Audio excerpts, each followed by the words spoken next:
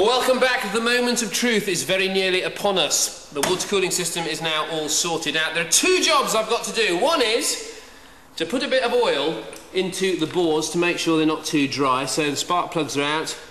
Little squirt in each one of these. It'll burn off this oil like that. Okay. There we go, sorted out. Now before I put the spark plugs in, next job is to check that we've actually got some oil pressure. The sump is full.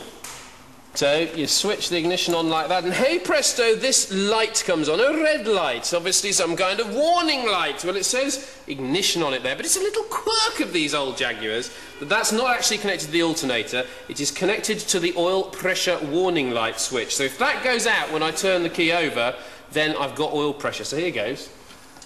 Please work. Please go out. Oh, I've got to press the button. Oh yes, we have oil pressure! I can start the engine! But first, I have to put the spark plugs in. Of course I do! I put in 5, this is the 6th one. Just slot it in there.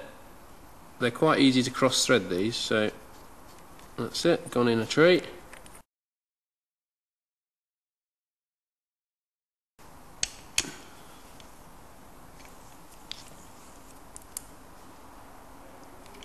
Sorted, plug on, and coil connected, sorted.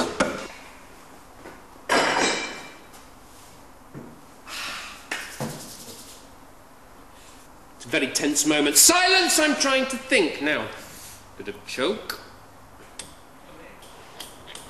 Go. Ignition key is turned, and the choke warning light comes on, and here we go.